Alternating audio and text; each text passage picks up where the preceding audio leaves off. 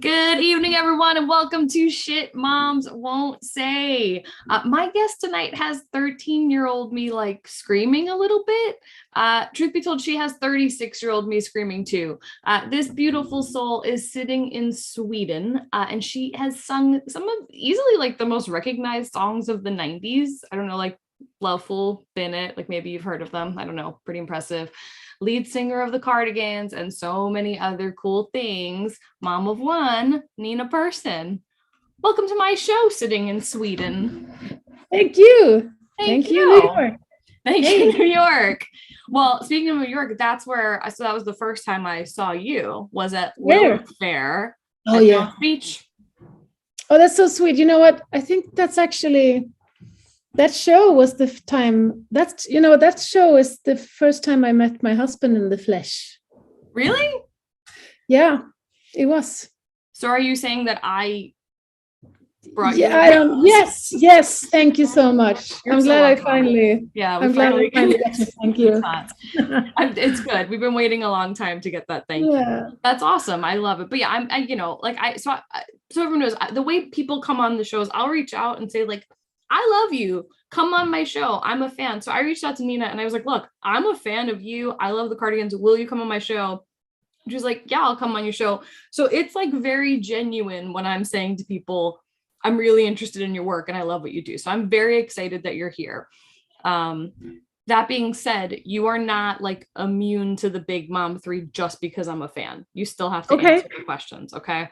So first question of the Big Mom 3, and this is a big curveball. It's hard. Did you always know you wanted to be a mom?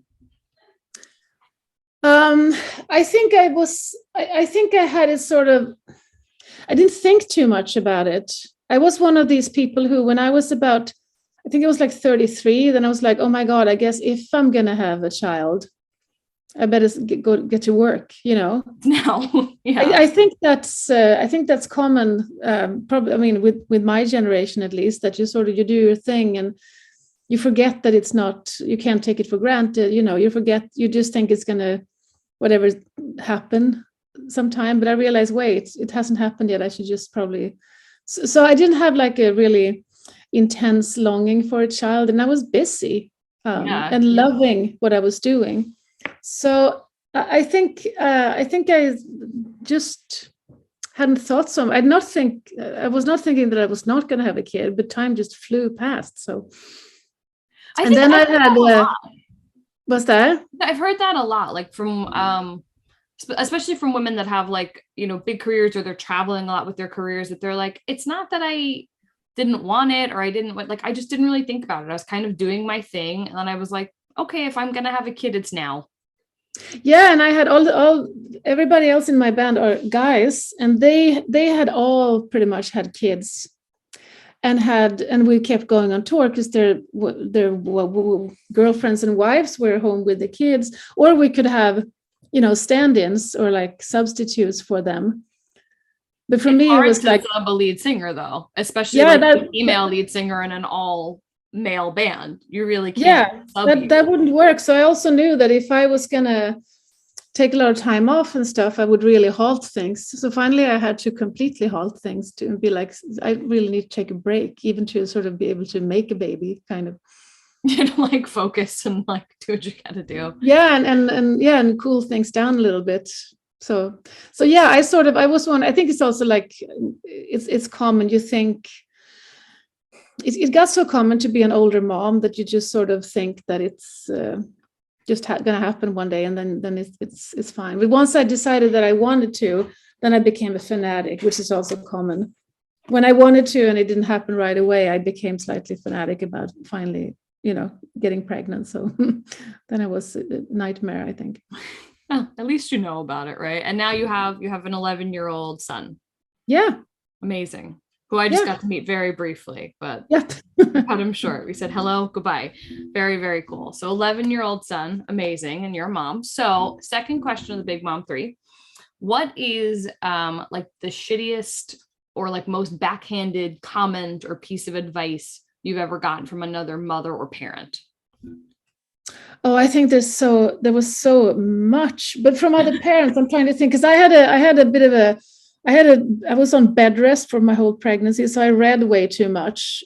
I just read too much, and I really wish I hadn't. And it hasn't been of any use for me at all. I realized once he popped out and you're there. But from parents,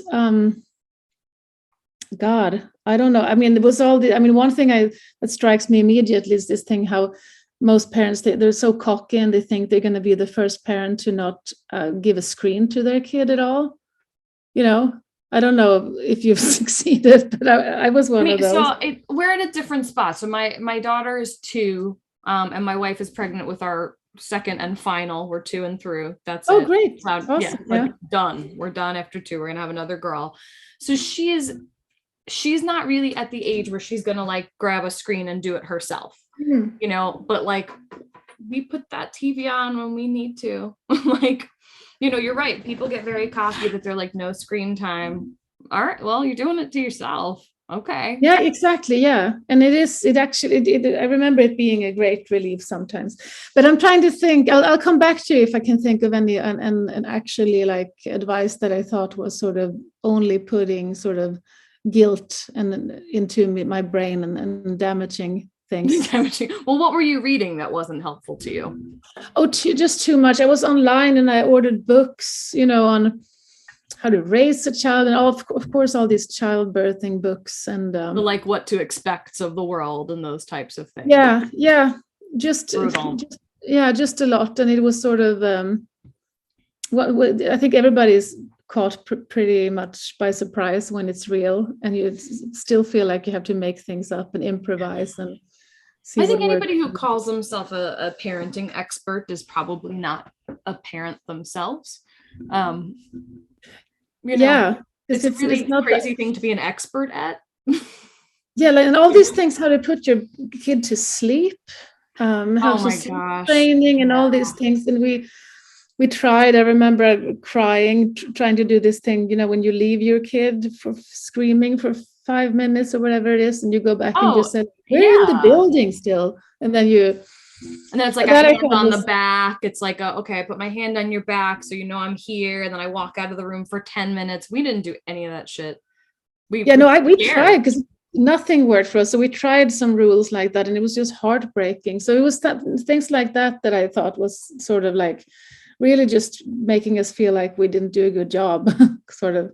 Yeah, that stuff is so rough. I specifically hate, and I shit on it on this show all the time, which is probably not very nice of me, but I do it all the time, that what to expect when you're expecting book. Yeah. I think it just scares women. It scares birthing people. Like you get so like, I should be doing everything this way. And then when things don't go that way, which they don't, you're like, I screwed up.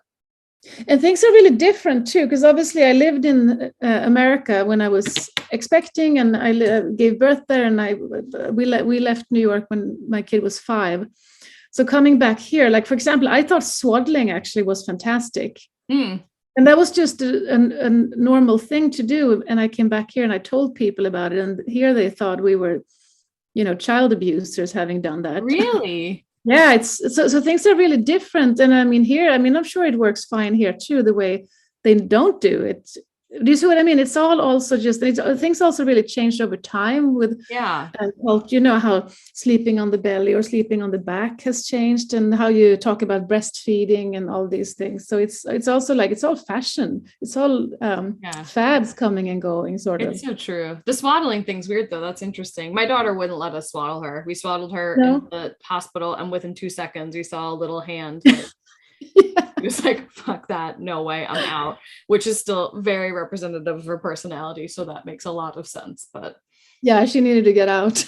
She was like, I'm moving to Sweden, this is child abuse. You could be free here of that. You'd be free in Sweden. There you go. Third question, the Big Mom 3. What is a skill or superpower you had before becoming a mom that you think has really helped you as a mom? I think I've learned about myself that I did not understand before, that I'm quite chill after all, sort of. That I'm capable of trusting that my kid's going to be all right, which I'm happy about. Speaking of all these, books I read and all the rules I that I did incorporate and everything. I think I'm happy about that I don't I feel pretty secure that, a child wants to survive. That's all they do. They want to, they'll be fine.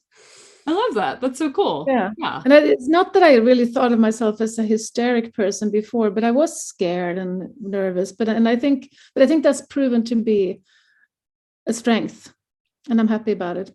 That's a really good strength. I think that's like a good segue also, because what I want to talk to you about. So, if you don't know the band, the Cardigans, we're either absolutely not the same age or like you've lived under a rock. Like you guys especially in the 90s, were just sort of like the thing, for a long time. And you guys still play together on you're on a hiatus still? We haven't made any new music in a long time, but we play shows, and we're finally gonna this summer do 2 shows that has been postponed for a few years. I love that you guys still play together. I can say the keyboard player and the guitar player lives behind that wall. The drummer lives below him in this building. Isn't that embarrassing? That's wild. But I don't know if embarrassing is the right word so much as like, I think every kid's like fantasy of what a rock band should be, that you're like, they're all best friends and they all live in the same building and they all play music all the time. So I think people will be excited to learn that. I like that. 3 of us do. 3 of us like that. Yeah, but it's awesome. Guys do. Yeah, that's awesome. But so I want to know, so like, you have an 11-year-old. He obviously wasn't alive like in the 90s when things were just crazy, but you're still living like a rock star existence. And I've had a lot of women on the show that have these big careers and very interesting things, more along the lines of like actresses, very famous makeup artists, news reporters, authors. I've never had like a genuine like rock star on the show before. So, first of all, I want to know, like, does your kid think it's cool? But also, like, how do you navigate? Are you going to ask him, do you think I'm cool? Yes. Niels, do you think it's cool that I'm a rock star? Hell yeah, he says. Hell yeah. Yeah. Yes. He does. Now, but it was long, also it's natural, but it was a long time before it was a really long time before he heard the Cardigans, or that I was like, that's me singing. I almost had to tell him. It's like also because we haven't been super active. We played shows, so he's come to our shows and stuff, but he didn't sort of really think too much about it until he was, a couple of years ago. How does it feel for you as a mom? Like I mentioned to you, like my wife and I are theater performers. So like there's a big difference in performing like pre-mommyhood, post-mommyhood, kid in the audience, kid not in the audience. Like what's the biggest difference for you, like since you've sort of become a mom and performance wise? Well, one thing I learned pretty early is because I didn't know how it was gonna be. And I had some friends who are also singers who have a career, who easily brought babies with them on tour and, and just had them with them all the time. I noticed pretty early that was not going to be my thing, because I felt super split. Like I would not be good on stage or, a good mom in a situation like that if I was traveling with my kid. It was a while till he could come to a show with me, and I would make sure that my husband was there to sort of take him away when it was time, because I would feel so torn and sort of because I identified not so much identity, but really focus, I think. Yeah. Sort of. Do you feel like your performance shifted at all when he was there versus when he isn't there? Or is it just like you get Nina no matter what? I could just tell that I would be, if he was in the building, I was constantly wondering like who was with him and what he was doing and if everything was fine, It's tough. I need to immerse completely in my performances to do that right, sort of. Yeah. But it's gotten a little easier when he's older. Like now he could totally be at a big, because he's big and he's independent now. But it was, I never brought him on tour proper. He would come and visit me sometimes and then leave. It's great. So I saw like this summer, I know, like Alanis Morissette toured with Garbage and Cat Power. And I know she brought her whole crew of kids on tour. And I was like, how does she do that? Like, I know there's a lot of help and stuff, but like I was so curious, like for you, like if that was something you're like, I can't, there has to be a separation, you know, like there's Rockstar Nina and then there's like mommy Nina, and there has to be a division. That's yeah, for me it did. I mean, it's personality stuff, I'm sure that plays into it. And maybe also because, I mean, I think I made my first record and played shows when he was maybe 3 or 4. It's also an age when it's difficult to deal with a small child on tour, Absolutely. you know. So of course, now I think it'd been easier. Now I'm going to bring him to one of the shows we're doing in the summer, I'm hoping. That's so cool. And to have him travel with us and stuff. But I just realized that it's sort of, if I'd been like constantly touring and been totally at ease with it, it would have been a different thing too. But since I've been doing sort of spotty shows, or like one here and one there, I felt like when I did it, I wasn't in the habit of, you know, multitasking like that. That makes sense. Yeah, totally. Very cool. And well, then I guess my next question, obviously you're going to be playing some shows coming up, but like what else is going on? Like what's new with you? Anything like fun, interesting, exciting, any solo work? Like what's going on? Well, when you called me a rock star, I thought that was yummy to hear, because what I'm doing now, for 2 years, I've been teaching at this conservatory in Copenhagen. It's called a rhythmic conservatory. So it's all music, but classical music. And that's great. So I'm commuting to Copenhagen. So I'm a teacher, part-time teacher, which is not very rock star like, but it's really awesome. So I've been doing that. I have one more semester to go. And then and obviously during the pandemic, there's been all the shows I had booked were postponed. I've done some small ones. I have a fun duo. Do you remember a band from the 90s called The Soundtrack of Our Lives by any chance? Yeah, one guy from that band and me, we have a duo, which was a good format for the pandemic. So we've been doing quite a few shows actually, because we could do small shows with an altered audience. And sure. So we have some things coming up in the fall that we're booking now, finally. And I've been doing this. I've been doing. It's not my record, but I'm singing a lot all over it. This Scottish artist, James Yorkston, which was an amazing experience. So I'm sort of like a sidekick, definitely more in his band than. That's so cool. So that happened, and we're going to play some shows. And so music-wise, that's what's been happening. It's been some sort of modifications, pandemic modifications. And then we have some Cardigans shows finally coming up this summer. So I haven't done any new material in a long time, just because I don't know what to do with it, since the touring hasn't been a huge option exactly, and so forth. So that's where I am. I'm sort of, so in my son's eyes, I'm sort of having a very normal parent job, teaching at the moment mostly. So, is your son musical? Yeah, he's really into music. He's really into hip hop. He took guitar classes for a semester. He's not really the studious type, so he quit that. He's a skater more than anything. But he's really into it. He's a fan guy, so he's really into music. He's teaching me about really great hip hop, which is really fun. Yeah. So he loves it, but he's not sort of he's not practicing himself yet. Okay. Makes sense. Very, very cool. Well, I hope you guys come back and play in the US. That would be a lot of fun. Yeah, that would be amazing. A lot of fun. Me and my old friends will be there. You'll have a bunch of 30, how many does that make? 40-year-olds, 20? What? 20 of you? Can you bring up 20 people or something? Yeah, I'll bring like 20, 36 to 40-year-olds that'll just stand in the audience and be like, we're so tired, but we love the Cardigans. We'll have camping chairs for you. Perfect. If you could bring something comfortable, like not too firm, not too soft for us to sit and to watch. We can give you some like beach, what do you call them? Like inflatable beach rings. That's sometimes what. That'd be great. Yeah. And if you guys could just not play too loud, don't play too, just like a mellow concert would be awesome. Yeah. Not too long too, right? Not too long. Yeah. Not too long, not too late, but we're in. I got at least 20 people for you to play for. It's going to be incredible. It's going to show your life. Anyway, let's start to wrap it up. I'm so excited you're here, but I have 2 final questions for you. So you have an 11-year-old. And it's cool. I've had a couple of international guests on my show, meaning, not in the US, international to me. I'm international to you, right?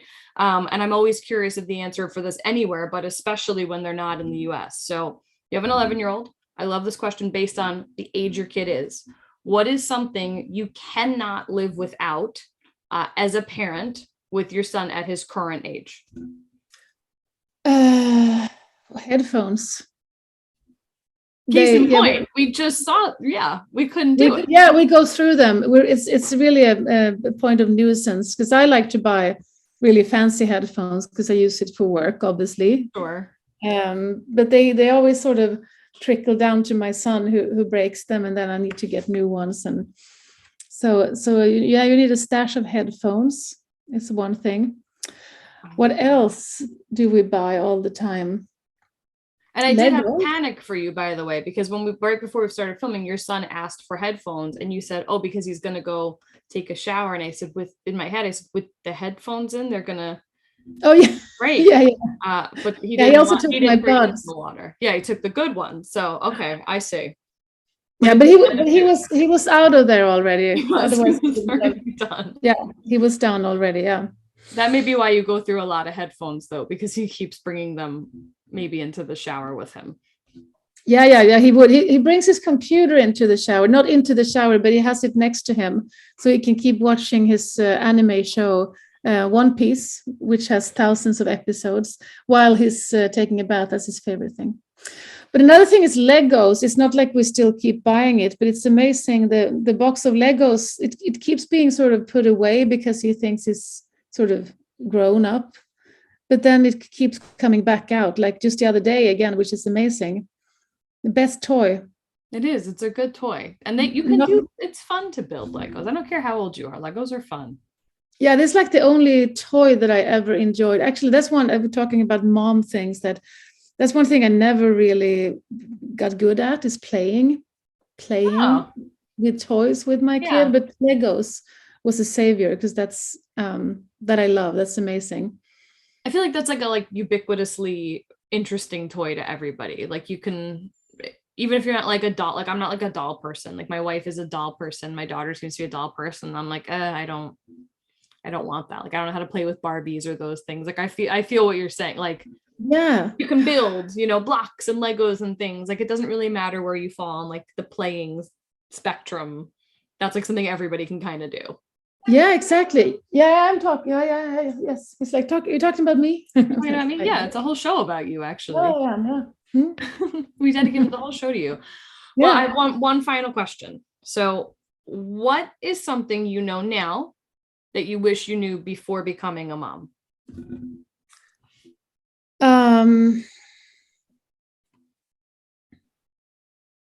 Again, I have to say that all the, I mean, the worry and the stress is biological. So I'm not at all downplaying that, but there's no need to overdo that. Again, like the kid wants to live. The kids will be fine very much. So I just think that thing about being like helicoptering and being worried about every single thing, it just takes time away from the time you could have enjoyed it. Just being overly stressed, I think you can never get it completely away from it, because I think we're built that way. Yeah, but I really think in general I would just say, like, just it works itself out. Usually most kids are great. That's good advice. That's really good advice. I love it. Well, thank you so much for being here. Where can people follow you? What are your socials? Where can they look for you? I'm on Instagram. I always forget what I'm called. I think I'm called the Nina Persson. That's person with 2 S's. And I'll tag everything so everybody can find you as well also. Yeah, Jess will tag you. I'll tag. I think it's the Nina Persson, 2 S's in person. And Instagram is the only one where I'm really, that I'm checking. So that's the safest place. Perfect. Well, Nina, thank you for being here. Keep doing what you're doing. I can't wait for our big 20-person concert. Jones, I know it's gonna be sick. I can't wait. And really, thank you again. It's been a pleasure meeting you. And thank you guys for tuning in to Shit Moms Won't Say. We'll see you next week.